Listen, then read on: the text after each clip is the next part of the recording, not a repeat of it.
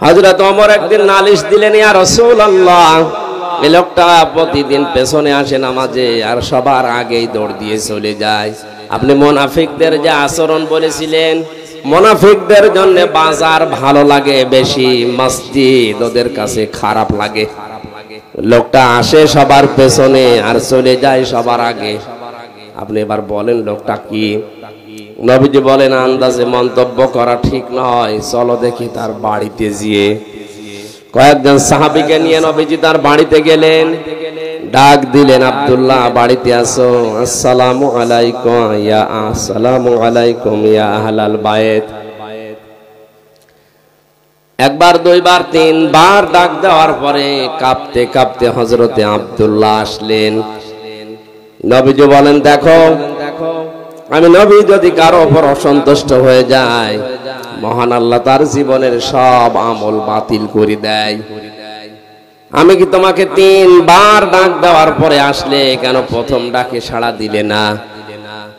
হযরত ওমর তোমার নামে কয়েকটা কথা বলেছে, জবাব চাই। হযরত আব্দুল্লাহ বলে, ইয়া রাসূলুল্লাহ, জবাব আমি দেব।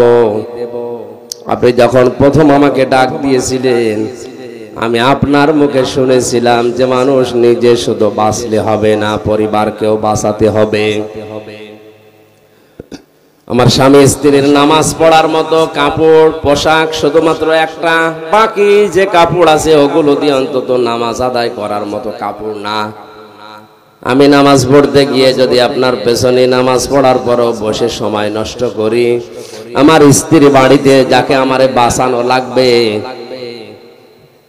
তার তো নামাজ কাজা হয়ে যাবে। এজন্য আমি দৌড় দিয়ে বাড়িতে চলে আসি।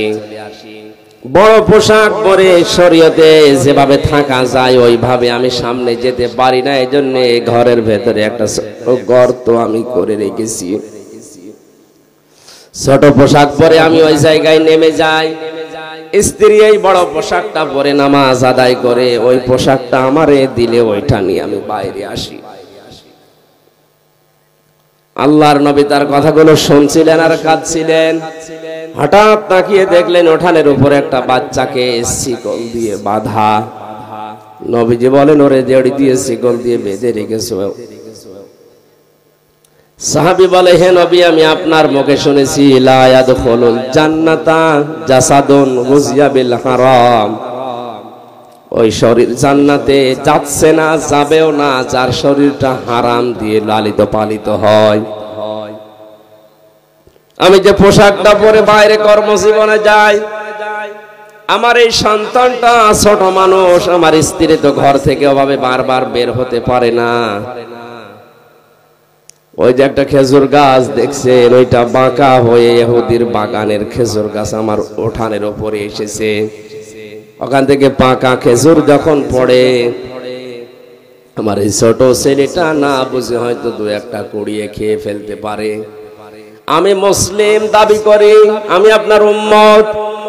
আমার সন্তান যদি মানুষের জিনিস না বলে খায়, এটা চুরির ভেতরে গণ্য। চুরির যে সংজ্ঞা আছে, কারো জিনিস না বলে নেওয়া, না বলে খাওয়া, এর নাম চুরি। এর নাম কি? আমি মুসলমান, আমার এ নামে কলঙ্ক হয়ে যাবে। এজন্য যতক্ষণ আমি কর্মজীবনে বাইরে থাকি, ছেলেটাকে বেঁধে রাখতে আমার কষ্ট হয়, এরপরও আমার ছেলেটারে আমি বেঁধে রাখি।